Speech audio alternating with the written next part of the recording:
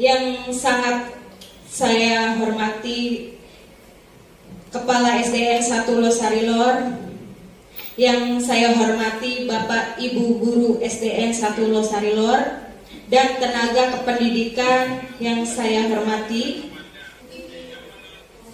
Marilah kita panjatkan puji syukur kehadirat Allah Subhanahu wa Ta'ala yang telah memberikan rahmat dan hidayahnya sehingga kita dapat berkumpul dalam acara diseminasi pemahaman dan penerapan modul 1.4 budaya positif dengan keadaan sehat walafiat. Sholawat dan salam marilah kita curahkan kepada Nabi Muhammad SAW. Semoga kita semua mendapatkan syafaat di hari akhir nanti. Amin. Terima kasih yang sebesar-besarnya kepada Kepala Sekolah SDN 1 Losarilor yang sudah memberikan saya izin untuk kegiatan diseminasi. Ucapan terima kasih juga kepada rekan-rekanku sekalian, Bapak dan Ibu Guru SDN 1 Losarilor yang telah meluangkan waktunya untuk kegiatan diseminasi ini. Semoga Allah Subhanahu wa Ta'ala memberikan kesehatan dan kelimpahan rezeki yang barokah kepada Bapak Ibu semua. Amin amin ya rabbal alamin. Sebelum saya mulai, saya terlebih dahulu punya pantun ya, teman-teman. Siap? Ke Ambulu membeli terasi. Siapa yang suka terasi? Baunya sedap ya. Ketemu Pak Agus membawa berkat. Ya. Izinkan saya menyampaikan presentasi. Semoga presentasinya bermanfaat. Terima kasih semuanya. Tetap ya, pertama-tama tak kenal maka tak sayang ya. Perkenalkan, nama saya Dian Ferdiana Rahmawati, asal sekolah dari SDN 1 Losarilor, Kecamatan Losari, Kabupaten Cirebon. Terima kasih. Semangat ya. Tepuk semangat.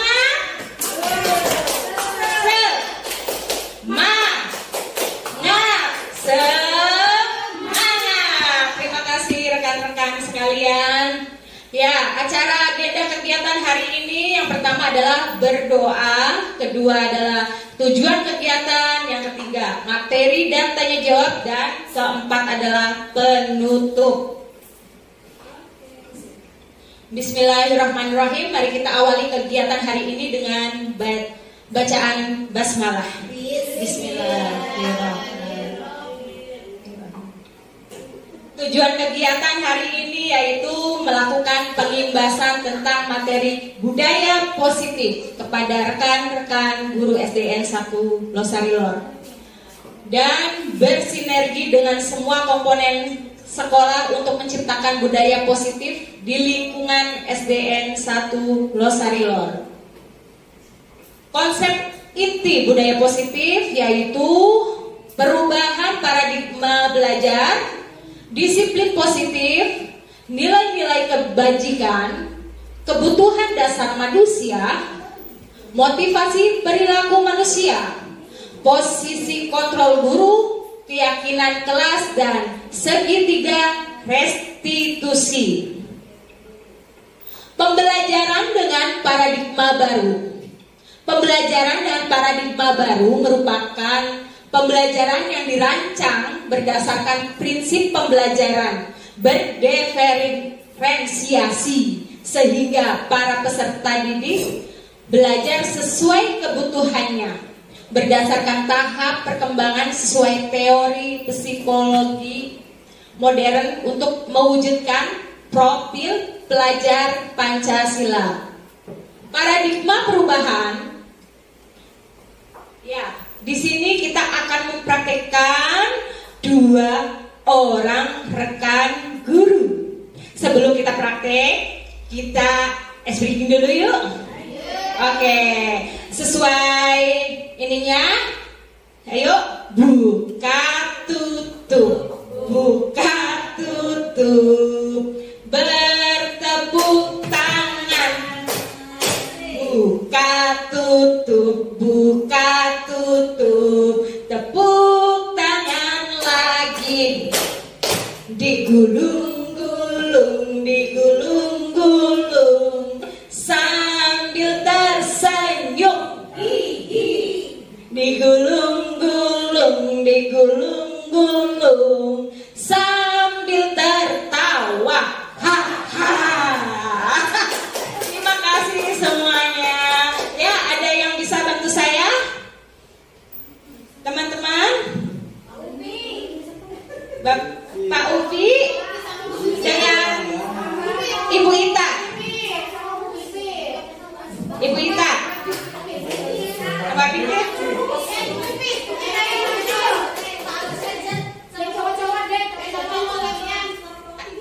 Ya, Pak Agus dan Pak Ufi dong. Mohon berdiri. 1, 2, 3. Ya, terima kasih. Ya, tugas dari A. Boleh, Pak Agus A adalah, ya udah terserah. Siapa yang A? Ayo berebutan, sweet dulu deh yang A. Siapa? Ayo, ngalah. Oke. Bisa mundur dulu nggak Pak Ufi? Ya, terima kasih. Pak Ufi tugasnya adalah mengepalkan salah satu tangannya. Coba bayangkan enak-enak deh bahwa Anda menyimpan sesuatu yang sangat berharga di dalam kepalan tangan Anda. Ya, Anda perlu menjaga benda tersebut sekuat tenaga Anda karena begitu pentingnya untuk kehidupan Anda. Nah, tugasnya B yaitu Pak Agus adalah mencoba dengan segala cara untuk membuka kepalan tangan dari Pak Ufi. Ya, Pak Agus boleh membujuk, menghardik, mengintimidasi, memarahi, menggoda, menggelitik, bahkan menawari Pak Ufi uang. Wih, punya uang nggak Pak? Nah, agar Pak Ufi bersedia membuka kepalan tangannya. Silakan. Terima kasih Ibu. Pak Ufi, itu apa Pak Ufi?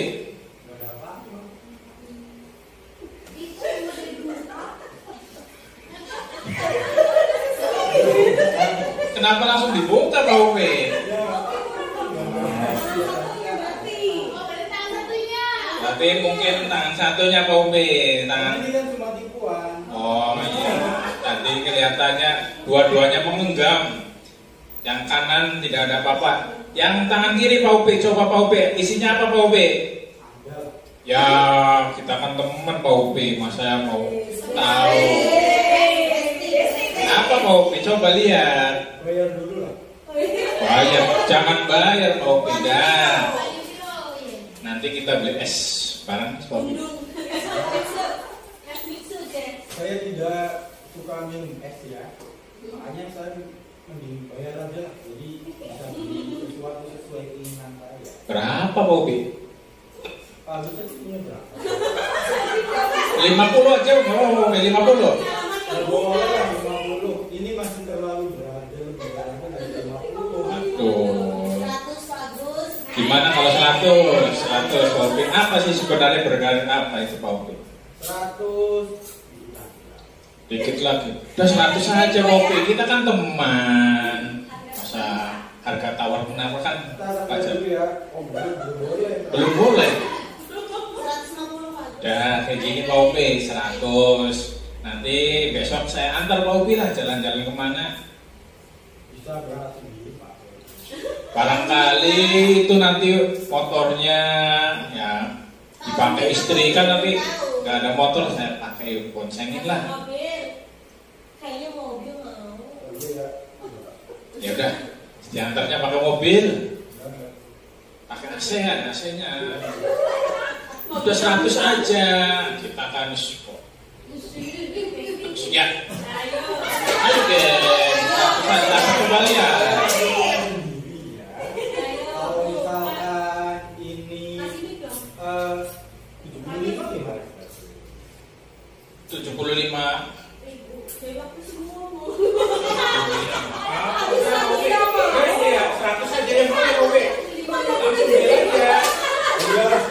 Saya butuhnya 75, bukan 100. 75, boleh 75 ya Pak P ya. Yuk kita duduk Pak P, kita ngobrolin nanti loh.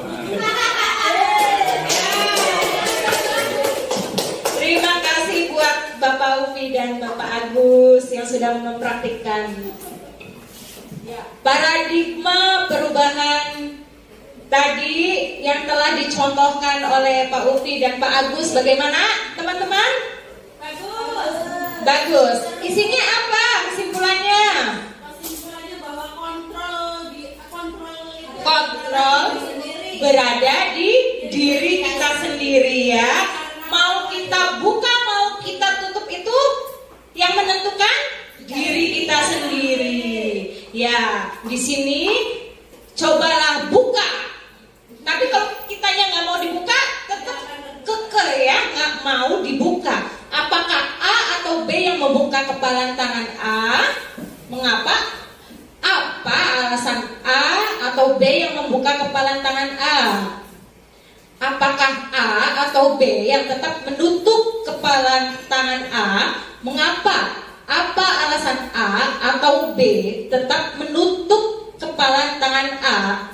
Dalam kegiatan ini sesungguhnya siapa yang memegang kendali atau kontrol untuk membuka atau menutup kepalan tangan adalah diri kita sendiri. Paradigma perubahan. Kesimpulannya tadi ya. Sudah. Ya, teori kontrol. Psikiater dan pendidik Dr. William Charles Glasser dalam kontrol teori yang kemudian hari berkembang dan dinamakan choice teori meluruskan beberapa miskonsepsi tentang makna kontrol.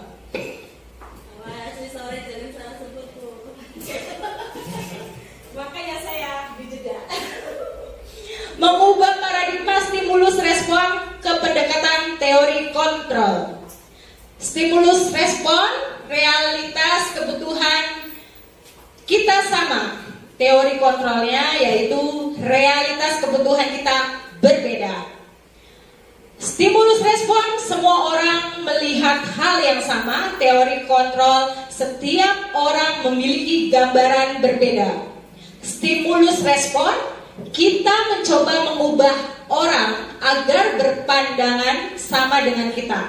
Teori kontrolnya, kita berusaha memahami pandangan orang lain tentang dunia. Stimulus respon, perilaku buruk dilihat sebagai suatu kesalahan. Teori kontrolnya yaitu semua perilaku memiliki tujuan. Stimulus respon, orang lain bisa mengontrol saya.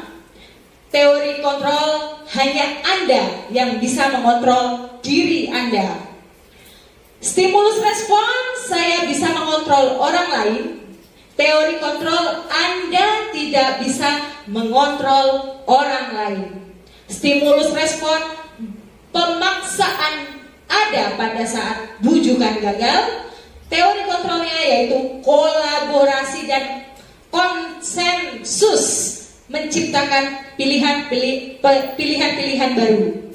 Stimulus respon yaitu model berpikir menang atau kalah. Teori kontrol, model berpikir menang.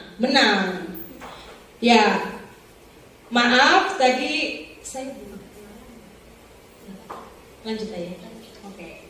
Disiplin positif.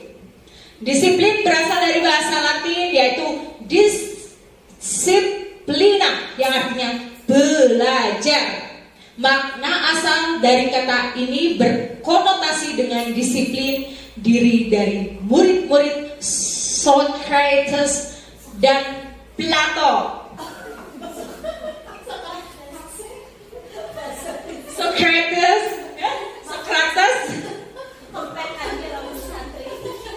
Disiplin diri membuat orang menggali potensinya menuju sebuah tujuan apa yang dihargai. Disiplin positif adalah disiplin tanpa ancaman atau tanpa hukuman. Menerapkan disiplin positif dapat meningkatkan kesadaran siswa dalam membentuk karakter positif. Disiplin positif dapat dibuat melalui kesepakatan antara guru dan siswa agar siswa merasa terlibat dan bertanggung jawab dalam menjalankan disiplin tersebut. Tujuan mulia dari penerapan disiplin positif adalah agar terbentuknya murid-murid yang berkarakter, berdisiplin, santun, jujur, peduli, bertanggung jawab, dan merupakan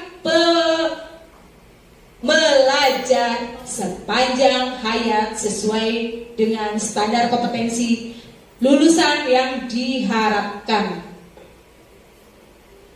Menurut Ki Hajar Dewantara, bisa dibacakan Ibu Hajar ini? Bisa Ibu. Ya, silakan. Menurut Ki Hajar Dewantara, merdeka itu artinya tidak hanya terlepas dari perintah, akan tetapi juga cakap buat memerintah diri sendiri. Menurut Ki Hajar Dewantara, merdeka itu artinya tidak hanya terlepas dari perintah, akan tetapi juga cakap buat memerintah diri sendiri. Ya, terima kasih banyak. Ya, nilai-nilai kebajikan universal. Nilai yang disepakati bersama, lepas dari suku bangsa, agama, bahasa, maupun latar belakangnya. Contoh nilai kebajikan institusi organisasi. Profil pelajar Pancasila. Bisa dibacakan Ibu Ita? Nilai-nilai kebajikan universal itu nilai yang disepakati bersama, lepas dari suku bangsa, agama, bahasa, maupun latar belakangnya. Kemudian contoh nilai kebajikan institusi atau organisasi, yang pertama itu adalah profil pelajar Pancasila, meliputi beriman bertakwa kepada Tuhan Yang Maha Esa dan berakhlak mulia, mandiri, bernalar kritis, berkebinekaan global, serta bergotong royong kreatif. Ya, terima kasih. Di sini ada yang bisa bernyanyi profil pelajar Pancasila? Belum hafal, Bu. Pelajar Pancasila beriman dan bertakwa pada Tuhan Yang Esa dan berakhlak mulia, berkebinekaan global, gotong royong mandiri, kreatif dan bernalar kritis. Ya, terima kasih. Sekarang lanjut. Ibu Prima Years Program PYP. Bisa dibacakan Ibu Pasika? Ibu Primary Years Program.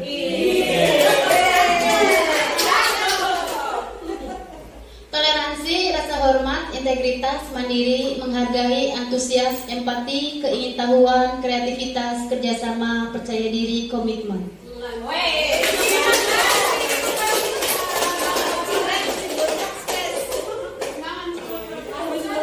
Masih semangat ya? Oke, sekarang yaitu keterampilan hidup, lifestyle. Ya. Ibu Pipit, silakan.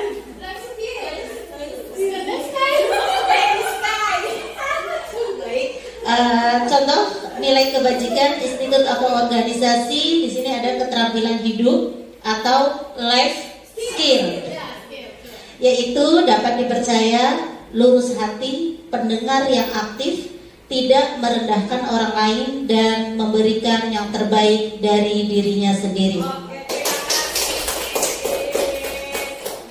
Oke, kita lanjut. Sebelum lanjut kita ini ya, break ice breaking. Oke. Tebak ya, tebak-tebakan aja ya. Oke. Cluenya yaitu bumi itu bulat. Ya. 6 itu 1. 10 itu 1. 8 Bulatannya 2. 9.999.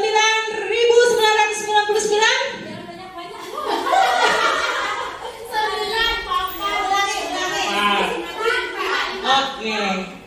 Betul, Ibu Suci. 8.888.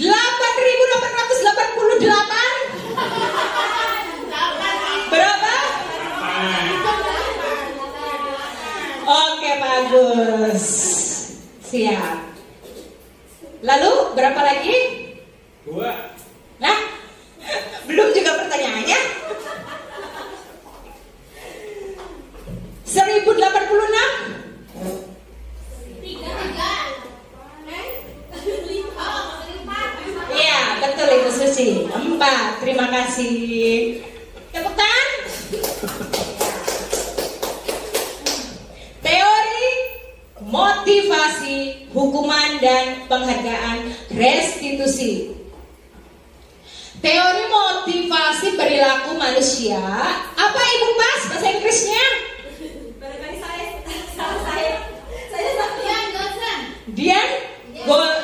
Dian Gosen. Oke.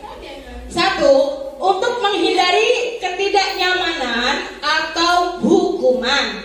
Apa yang akan terjadi apabila saya tidak melakukannya?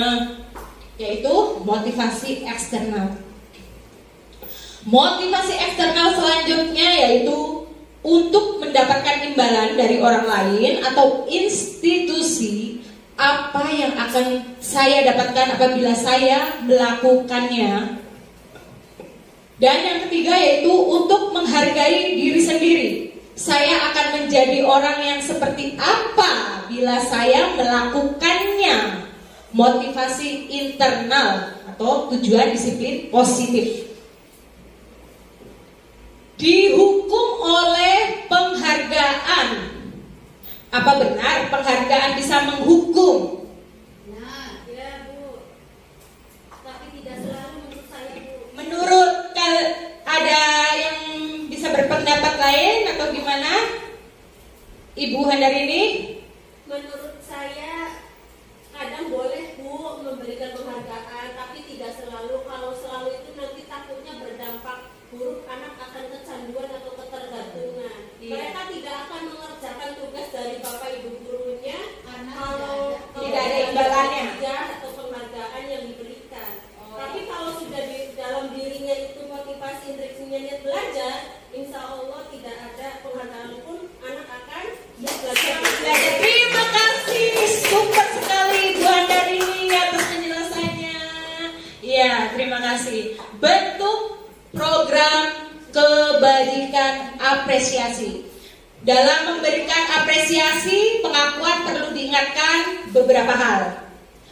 Beri pengakuan secara khusus, beri pengakuan secara pribadi, beri pengakuan kepada semua murid bergantian, beri pengakuan secara konsisten dan fokus pada proses. Keyakinan kelas. Mengapa keyakinan kelas? Mengapa bukan peraturan kelas? Ada yang bisa menjawab? Bapak Sugiri? Ada yang bisa menjawab teman-teman? Kalau peraturan lebih menakutkan Bu, tapi kalau keyakinan itu dari atas sadar dari dalam hatinya sendiri. Ya, super sekali Ibu Handarini, kita beri aplaus lagi. Kalau keyakinan yaitu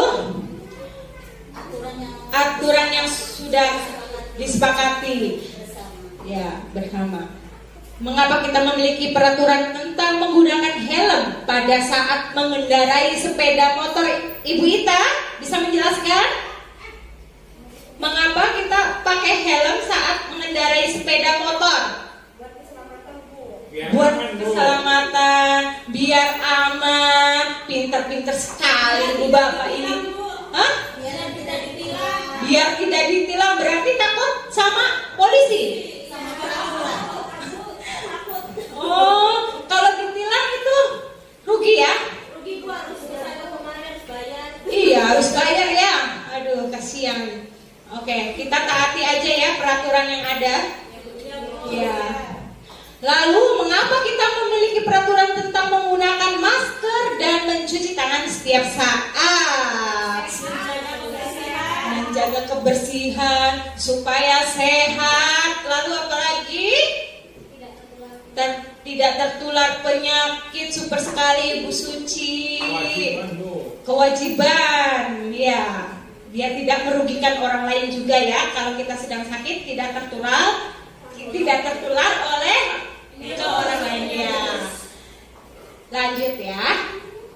Nilai-nilai keselamatan atau kesehatan inilah yang kita sebut sebagai suatu keyakinan, yaitu nilai-nilai kebajikan universal, nilai-nilai kebajikan yang tertanam pada keyakinan seseorang akan lebih memotivasinya dari dalam.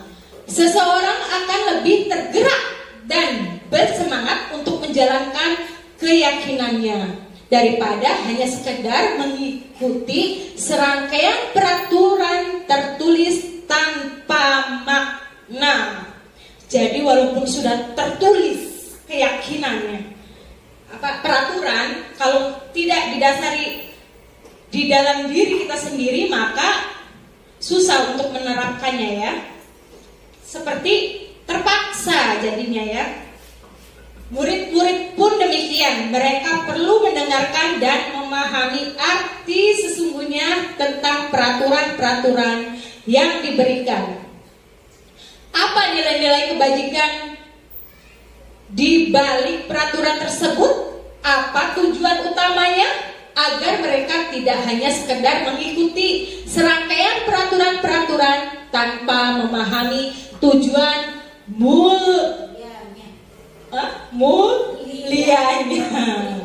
Ya, terima kasih. Pembentukan keyakinan kelas. Bapak Ibu guru di sini, apakah ada yang sudah membuat keyakinan di kelasnya? Ada yang sudah, ada yang belum? Iya, sudah. Hebat sekali Bapak Agus. Bapak Agus boleh dibacakan dong kalau sudah pernah membuat keyakinan kelas. Keyakinan kelas harus bersifat lebih abstrak daripada peraturan yang lebih rinci dan konkret. Keyakinan kelas berupa pernyataan-pernyataan yang universal. Pernyataan keyakinan kelas senantiasa dibuat dalam bentuk yang positif. Keyakinan kelas hendaknya tidak terlalu banyak sehingga mudah diingat dan dipahami oleh semua warga kelas. Keyakinan kelas baiknya di sesuatu yang dapat diterapkan di lingkungan tersebut. Semua warga kelas hendaknya ikut berkontribusi dalam pembuatan keyakinan kelas lewat kegiatan curah pendapat. Yang terakhir, bersedia meninjau kembali keyakinan kelas yang sudah ada dari waktu ke waktu. Terima kasih Ibu. Oke, terima kasih Bapak Agus. Lanjut kembali, yaitu contoh keyakinan kelas. Setiap anggota kelas perlu belajar. Setiap anggota kelas perlu senang. Setiap anggota kelas perlu melakukan tugas. Setiap anggota kelas perlu saling menghargai.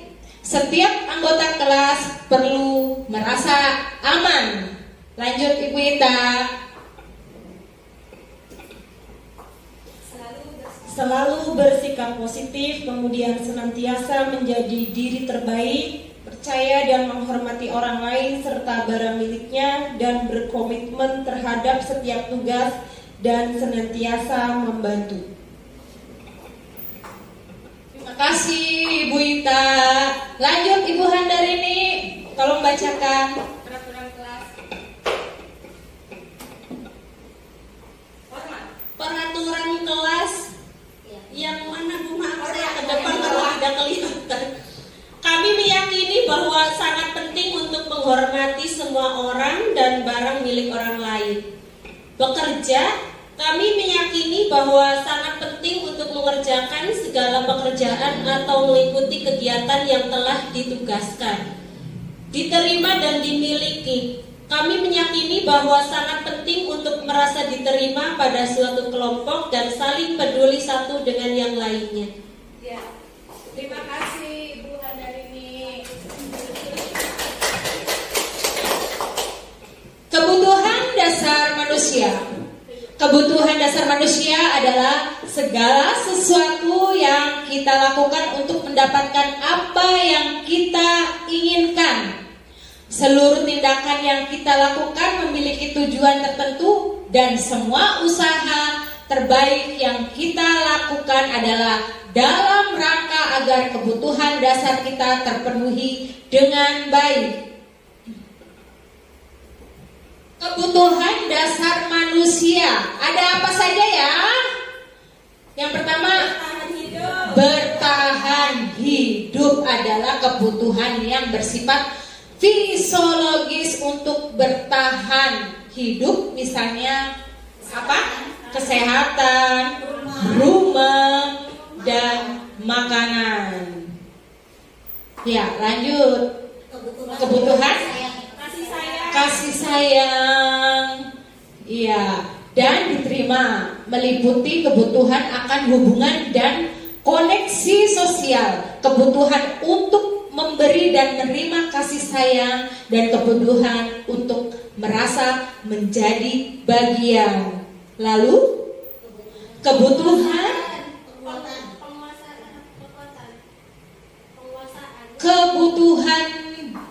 berhubungan dengan kekuatan dan untuk mencapai sesuatu, menjadi kompeten, menjadi terampil, diakui atas prestasi dan keterampilan kita, didengarkan dan dihargai.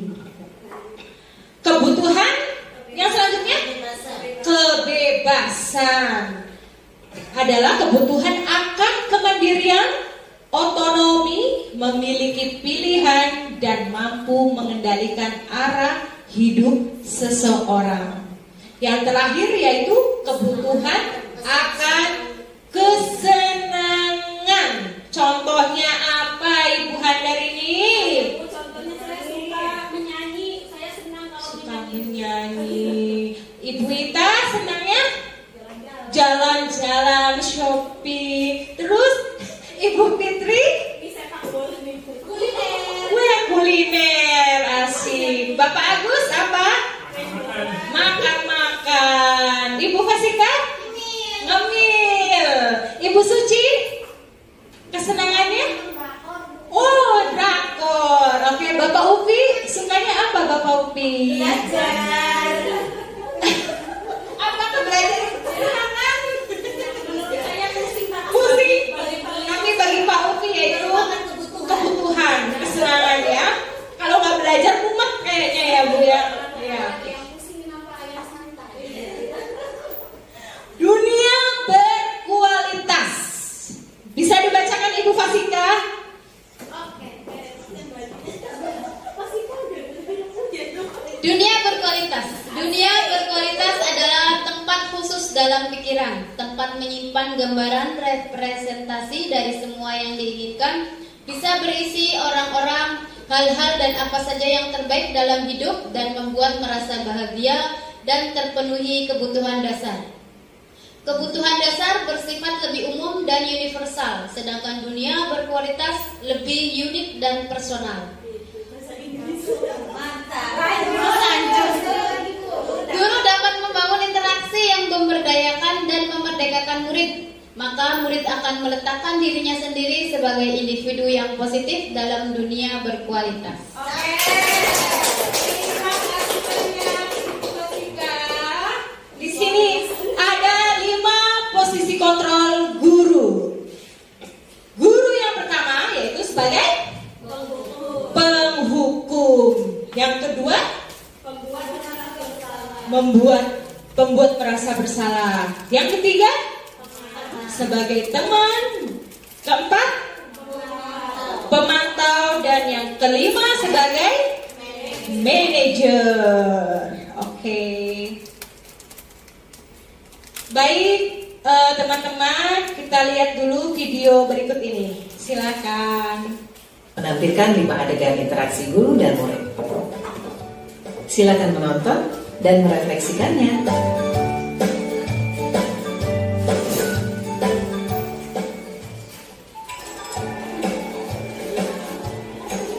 Pagi anak-anak, silakan PR yang kemarin ibu berikan diletakkan di meja. Anton, kamu sudah mengerjakan belum? Belum mengerjakan saya, Bu. Kamu selalu ya nggak ngerjain PR. Sekarang kamu duduk di depan, lalu tulis. Saya berjanji tidak akan mengulangi lagi. Saya berjanji akan berusaha menjadi murid yang rajin belajar sampai pelajaran saya selesai.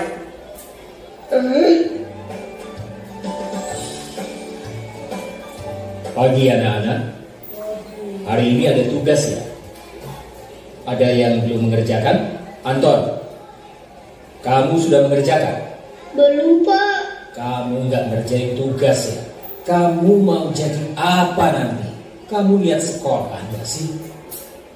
Coba bayangkan orang tuamu betapa kecewanya sama kamu. Kamu itu sudah kelas 5. Harusnya bertanggung jawab sama dirimu sendiri. Maaf, Bu, saya terlambat. Ya udah, nanti jangan diulangi lagi ya. Kalau kamu rajin, Ibu senang lihatnya. Ya, lain kali tepat waktu ya masuknya. Tas dulu dong. Kita kan teman. Wah, jadi kalau aku terlambat lagi, apa ya?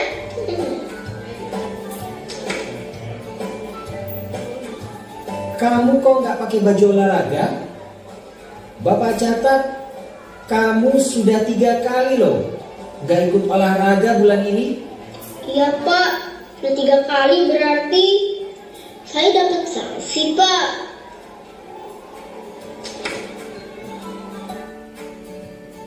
Ini, Bu, saya ngumpulin tugas. Maaf ya, Bu, saya terlambat ngumpulin tugas. Kenapa kamu terlambat mengumpulkan tugas? Iya, Bu, saya kalau sore bantuin Ibu jaga warung, gak sempat ngerjain tugas. Kira-kira nih, apa yang bisa kamu perbaiki supaya kamu bisa mengerjakan tugas tepat waktu? Coba, kapan biasanya kamu membantu ibu jualan? Jam 6 sampai jam 8 malam, Bu. Bagaimana kalau kamu membuat jadwal? Kapan kamu akan mengerjakan tugas? Oh gitu ya, Bu. Saya coba deh, Bu. Terima kasih, Bu.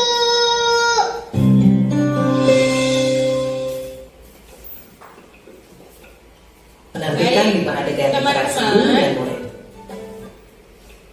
Apa yang sudah didapat dari video yang sudah dilihat tadi? Ada yang bisa menyimpulkan? 5 posisi kontrol guru. Ibu Handari ini? Kesimpulan saya setelah melihat 5 video tadi itu sudah ditampilkan 5 video tadi. Yang pertama video menurut saya posisi guru sebagai penghukum, Bu. Untuk video kedua menurut saya itu pembuat merasa bersalah. Video yang ketiga itu sebagai teman, posisi kontrol gurunya. Video yang keempat sebagai pemantau. Dan video yang terakhir itu posisi guru sebagai manajer. Mungkin itu, Ibu. Terima kasih, Ibu Handari, sudah menjelaskan. Udah selesai, 1 video perkenalan, jangan tutupnya enak. Ya, dalam video tadi kita mendapatkan 5 posisi kontrol guru, yaitu sebagai penghukum, nada suara tinggi, bahasa tubuh seperti marah, matanya melotot, dan jari menunjuk mengherdik. Seperti itu ya, Ibu, Bapak. Membuat merasa bersalah. Cirinya yaitu pada posisi ini biasanya guru akan bersuara lebih lembut. Pembuat rasa bersalah akan menggunakan keheningan yang membuat orang lain merasa tidak nyaman, bersalah, atau rendah diri. Sebagai pemantau, yaitu ciri-cirinya yaitu posisi pemantau berdasarkan pada peraturan-peraturan dan konsekuensi dengan menggunakan sanksi atau konsekuensi tidak dapat memisahkan hubungan pribadi kita dengan murid.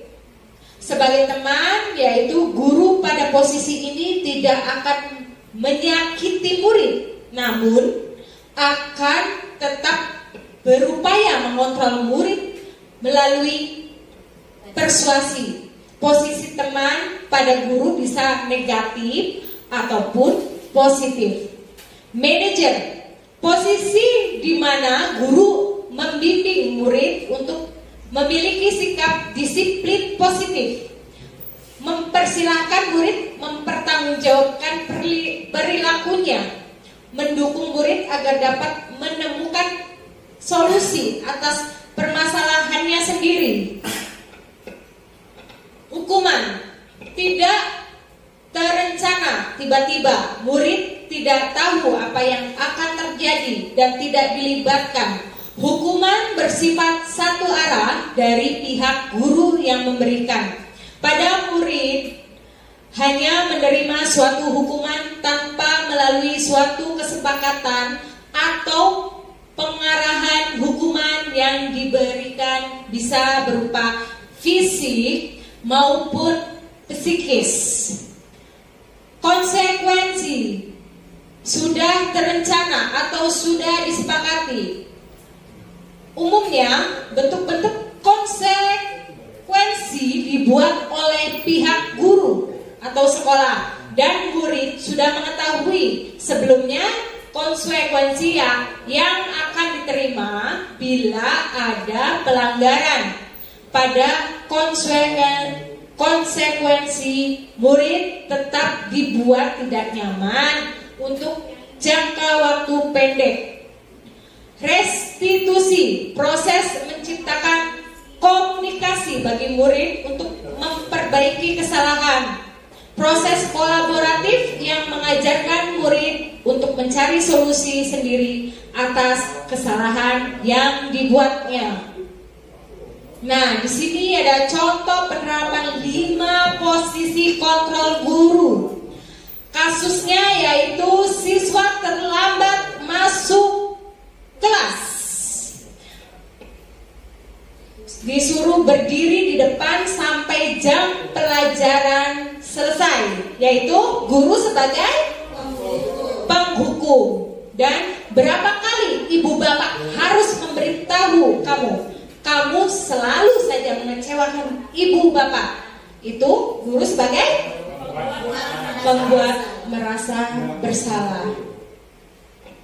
Di sini ada kata-kata, ayo dong ikuti aturan sekolah, tolong bantu ibu bapak ya sekali ini, lain kali jangan berbuat seperti ini lagi ya.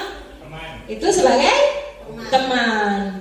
Dan kamu sudah melanggar peraturan sekolah, kamu tahu konsekuensinya. Setelah pelajaran selesai, kamu jangan istirahat dulu, buat catatan yang tadi kamu tertinggal.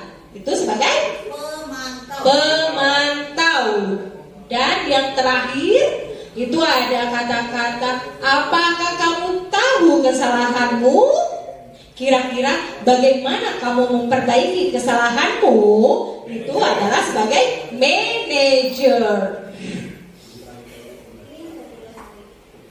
Posisi kontrol apakah aku? Coba tebak ya. Yo, kamu tidak pernah benar melakukannya. Itu sebagai apa? Oke, betul. Lanjut. Coba tebak. Kamu tidak akan mendapatkan nilai jika kamu tidak mengerjakan tugas. Sebagai apa? Pemantau. Betul sekali. Jadi Bapak Ibu sudah mengerti ya tentang 5 kontrol. 5 posisi kontrol. Oke.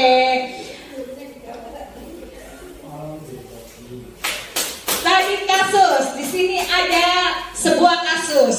Coba Bapak Ibu bisa ini ya, melihat dari kasus ini. Andi kurang menguasai pelajaran matematika, sehingga pada saat pelajaran tersebut berlangsung, dia lebih banyak berdiam diri dan tampak tidak semangat mengikuti pelajaran. Saat guru matematikanya, Pak Ahmad, menanyakan pertanyaan seputar materi yang sedang diajarkan, Andi menjadi gugup karena tidak bisa menjawab dan tidak sengaja menjatuhkan tempat minumnya dari meja, sehingga airnya pun tumpah. Seluruh kelas menjadi gaduh menertawakan perilaku Andi yang tampak bingung dan salah tingkah tersebut. Pak Ahmad saat itu membiarkan teman-teman Andi menertawakannya, sedangkan Andi tampak malu luar biasa. Malahan Pak Ahmad meminta Andi untuk maju ke depan dan berdiri di depan kelas sambil mengangkat satu kakinya karena tidak bisa menjawab pertanyaan Pak Ahmad. Kelas makin gaduh dan anak-anak pun tertawa melihat Andi berdiri di depan kelas sambil mengangkat satu kakinya. Coba Bapak Ibu guru amati kasus di atas. Pertanyaannya yaitu, apakah Anda setuju dengan tindakan Pak Ahmad tersebut? Tidak. Terhadap Andi? Tidak? Tidak, mengapa Ibu Pasika? Tidak? Tidak Bu, karena Pak Ahmad itu menghukum ya Bu? Ya, betul. Pak Ahmad menghukum Andi. Suruh apa? Tadi berdiri ya di depan kelas ya. Dan pertanyaan kedua, menurut Anda bagaimana dampak yang dirasakan oleh Andi secara psikologis? Apakah baik atau buruk Ibu Ita? Buruk Ibu. Kenapa buruk? Karena bisa anak itu yang dihukum bisa malu terhadap teman-temannya juga. Ya, betul sekali Ibu Ita, terima kasih. Dan berada di posisi kontrol manakah Pak Ahmad saat itu?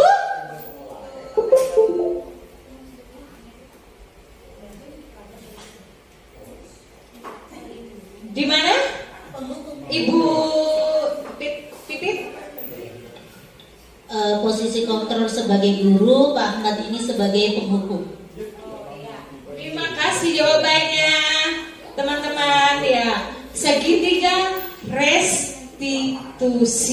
Sekarang kita masuk ke segitiga restitusi, yaitu upaya mendisiplinkan siswa dengan cara siswa sendiri yang menyelesaikan masalahnya dan membuat mereka bertindak sesuai dengan keinginan ideal yang didasarkan pada keyakinan kelas. Ya. Menstabilkan identitas berdasarkan prinsip membuat kesalahan adalah bagian dari proses pembelajaran. Apa saja? Ibu Pasika? Berbuat salah itu tidak apa-apa Bu. Tidak tidak ada manusia yang sempurna. Saya juga pernah melakukan kesalahan seperti itu. Jadi kita bisa menyelesaikan ini. Gitu, Bu. Sudah? Terima kasih. Selanjutnya, berdasarkan prinsip setiap perilaku berupaya memenuhi suatu kebutuhan, yaitu apa saja, Pak Agus? Ibu Handarini. Baik, untuk validasi tindakan yang salah, indikatornya bisa mengucapkan seperti ini, Bu. Padahal kamu bisa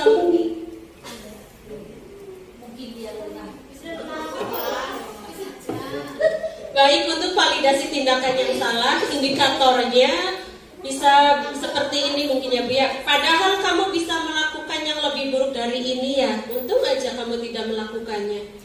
Kamu pasti punya alasan mengapa melakukan hal itu. Kamu patut bangga pada dirimu sendiri karena kamu telah melindungi sesuatu yang amat penting bagimu. Kamu boleh mempertahankan sikap itu, tapi kamu harus menambahkan sikap yang baru. Mungkin maksudnya sikap yang lebih positif ke depannya gitu ya, Bu ya. Mungkin itu indikator untuk validasi tindakan yang salah. Terima kasih banyak, Ibu Handarini.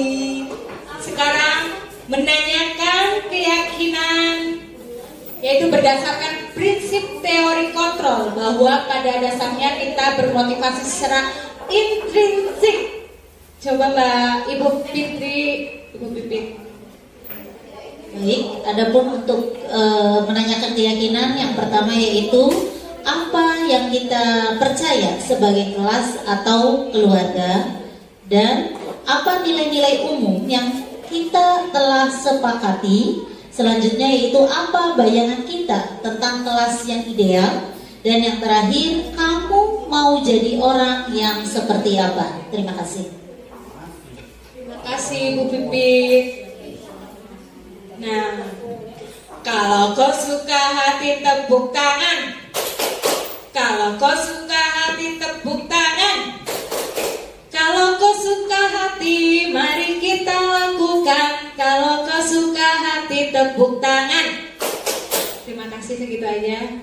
Restitusi adalah sebuah upaya untuk membuat siswa mampu mengevaluasi diri mereka sendiri agar menjadi manusia yang lebih baik sesuai dengan nilai-nilai kebajikan universal, dan sebuah upaya agar setiap kesalahan yang dilakukannya menjadi bahan pembelajaran agar dirinya menjadi lebih baik, menjadi lebih kuat berkarakternya, dan penghargaan pada diri mereka sendiri pun menjadi bertambah. Dengan penjelasan di atas diharapkan budaya positif di sekolah dapat terwujud, dan sekolah sebagai tempat menyemai benih kebudayaan atau pembentukan karakter, bukan hanya sebagai mimpi indah yang hanya menjadi cerita indah dalam buku-buku teks pelajaran. Terima kasih rekan-rekanku sekalian, semoga bermanfaat. Salam dan bahagia selalu. Wassalamualaikum warahmatullahi wabarakatuh.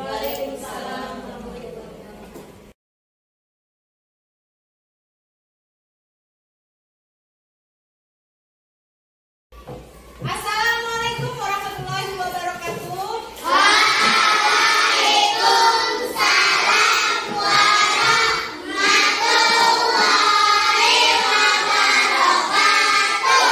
Apa kabarnya anak-anak kelas 4? Baik. Ya, hari ini kita akan membuat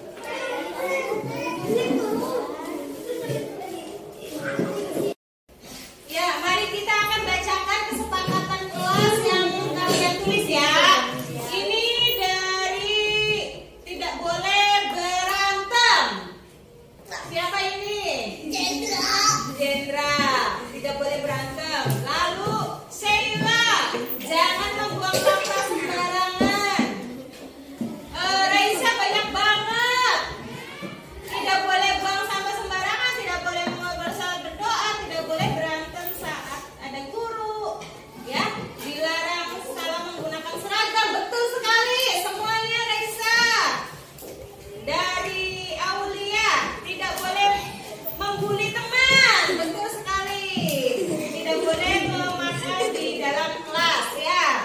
Lalu Ikhya tidak boleh mencoret-coret tembok. Iya, betul. Dulu tidak boleh makan di kelas, sama ya. Terus ini tanpa nama, dilarang mengobrol atau bercanda saat ada guru sedang menjelaskan. Betul. Ya. Nadia Vika tidak boleh makan ketika sedang belajar. Iya. Tidak boleh melanggar peraturan sekolah. Tidak boleh mengobrol.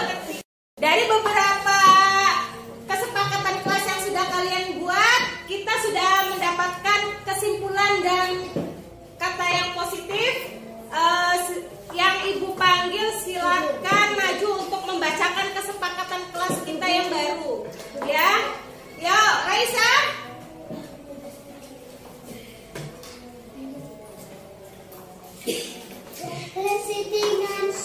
Nomor 1. Ya, yang keras. Mengikuti dan mengerjakan tugas tepat waktu. Betul? Betul. Ya, kopi Pak.